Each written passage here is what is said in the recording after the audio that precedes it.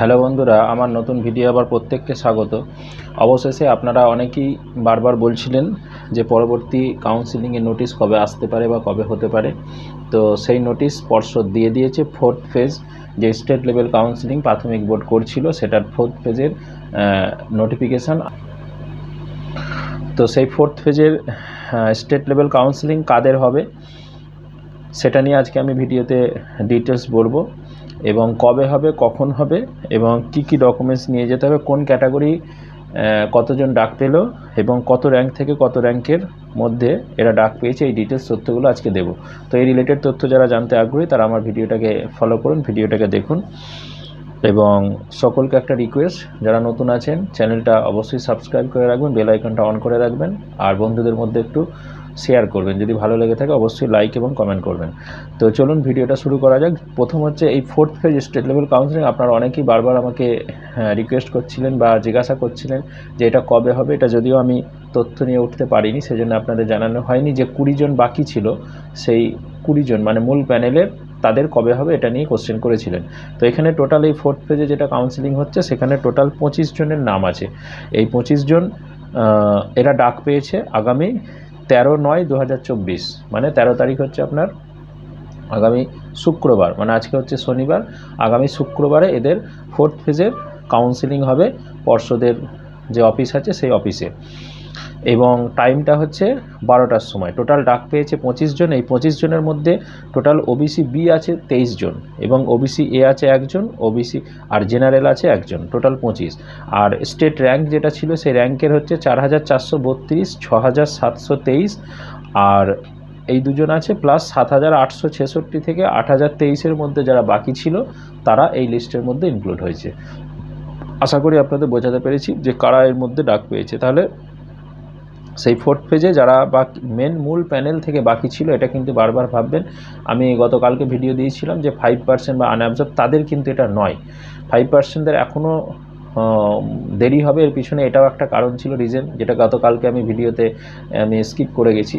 তো এটাও একটা রিজন ছিল যে এদের হবে, তারপরে কিন্তু 5% নিয়ে ভাবা হবে বা 5%দের হবার প্রবণতা আসবে। অতএব এটা হচ্ছে মূল প্যানেলেরই কিন্তু যারা থার্ড ফেজে স্টেট লেভেল কাউন্সিলিং অংশগ্রহণ করতে পারেনি, মানে ডাক পায়নি, তাদের জন্য এটা।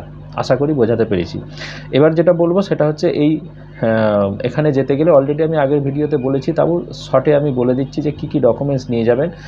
প্রত্যেকটা ডকুমেন্টস অরিজিনাল, প্লাস হচ্ছে সাথে 2-3 কপি করে জেরক্স করে নিয়ে যাবেন। পারলে দুটোতে সেলফ অ্যাটেস্টেড করে নেবেন, আর 1-2 ব্ল্যাঙ্ক রেখে দেবেন, সই করবেন না। আর অরিজিনাল অবশ্যই মাস্ট। কী কী লাগবে আমি একটা লিস্ট শর্টলি বলে দিচ্ছি।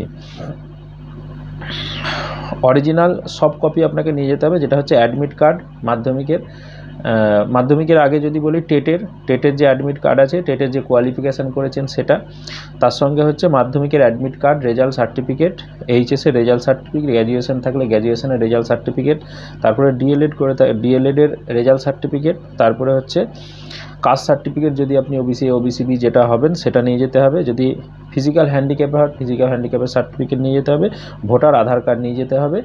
এইগুলোই মোটামুটি ওভারঅল। এছাড়াও যদি কারো এক্সট্রা কারিকুলাম থাকে বা আদার্স কোনো কিছু ডকুমেন্টস থাকে সেগুলো সাথে অবশ্যই নিয়ে যাবেন। আর হাতে সময় নিয়ে একটু বেরোবেন। যাদের দূরে বাড়ি তাদেরকে বলবো যে সম্ভব হলে, যদি অনেক দূরে হয় তাহলে একদিন আগে পৌঁছে যান। আর যদি যারা পৌঁছাতে পারবেন দিনের দিন, তাহলে সেখানে মিনিমাম চেষ্টা করবেন 10টার মধ্যে যেন ঢোকার। কারণ হচ্ছে 12টার সময় হলে আপনি যদি হাতে টাইম নিয়ে সেরকম যান, কলকাতায় একটা জামের ব্যাপার আছে, এখন চারিদিকে আন্দোলন চলছে, এটা আমি আমার বন্ধুদের সাবধান করে দিচ্ছি। কারণ কোনোভাবে যদি লেট হয়, মানে সমস্যা, দেখুন রিকোয়েস্ট করে হয়তো পরবর্তী সময় হলেও হতে পারে, কিন্তু আপনি কেন সেই রিস্কটা নেবেন? অতএব হাতে সময় নিয়ে প্রত্যেকে যাবেন। এবং যারা দূর থেকে যাবেন তাদের বলবো, প্রাইমারি বোর্ডের অপোজিটে অনেক বিভিন্ন জেলার থাকার জায়গা আছে, হোটেল টাইপের আছে, খুব বেশি ভাড়া নেয় না। 1-2 দিন আপনারা ওখানে থেকে যেতেই পারেন, দিয়ে পরের দিনে কাউন্সিলিং করে বেরিয়ে চলে আসলেন। এটুকুই বললাম। এবং যারা যাচ্ছেন তাদের শুভকামনা রইল, এবং তারা নিজের জেলায় পান, আমি সেটাও চাইবো। যদিও আশা খুব কম যে 25 জন যাচ্ছেন, জেলায় হয়তো কিছুজন 2-1 জন হয়তো যদি কপালক্রমে পেলেও পেতে পারেন, কিন্তু ম্যাক্সিমামটাই হবে দূরের জেলায়, মানে পার্শ্ববর্তী জেলাও হতে পারে, আবার দূরবর্তী জেলাও হতে পারে। তার কারণ যে জেলাগুলোতে সাধারণত ভ্যাকেন্সি পড়ে আছে, আপনাকে সেই জেলাগুলোর অপশনই এখানে দেবে চয়েস করার। তো সেক্ষেত্রে এখন তারা যেগুলো বিশেষ করে কাউন্সিলিং হয়ে গেছে বা হয়তো কাউন্সিলিং যে থার্ড ফেজ কাউন্সিলিং দিয়েছিল অলরেডি তখন থেকেই পড়েছিল, তো সেই বেসিসেই কিন্তু এগুলো আপনারা অপশান পাবেন। আর আমার মনে হয় না খুব বেশি জেলার অপশানও আপনারা পাবেন। তো অতএব মেন্টাল প্রিপারেশান সেভাবেই নিয়ে যাবেন যে যেখানেই হোক, কারণ একটা জব সরকারি এই মুহূর্তে এই পর্যায়ে পাওয়াটা খুবই টাফ। কারণ সরকারি বিভিন্ন যে দপ্তরে নিয়োগ সেটা সেন্ট্রাল রাজ্য সব জায়গায় প্রায় স্টপ হয়ে গেছে। তো সেখানে আপনি পাচ্ছেন, এখন যেখানেই পান আপনাকে জয়েন করতে হবে, পরবর্তী সময়ে সেটা নিয়ে ভাবনা চিন্তা করা যাবে। তো আগে থেকেই যদি মেন্টালি আপনি প্রিপারেশান নেন যেখানেই হোক যত দূরেই হোক আমি চলে যাব, তো সেটা তাহলে আপনার কষ্টটা কম হবে। তো আমি আগাম আপনাদের বলে রাখলাম, যদি কপাল ভালো থাকে অবশ্যই কাছে পাবেন, নাহলে কিন্তু ম্যাক্সিমামই দূরে পাবার বা নিজের জেলার বাইরে পাবারই সুযোগ আছে। ধন্যবাদ ভিডিও দেখার জন্য। যদি ভিডিও ভালো লেগে থাকে অবশ্যই আমার একটা লাইক করে যাবেন, কমেন্ট করবেন, আর নতুন যারা দেখছেন আমার চ্যানেলটা সাবস্ক্রাইব করে রাখবেন। ধন্যবাদ।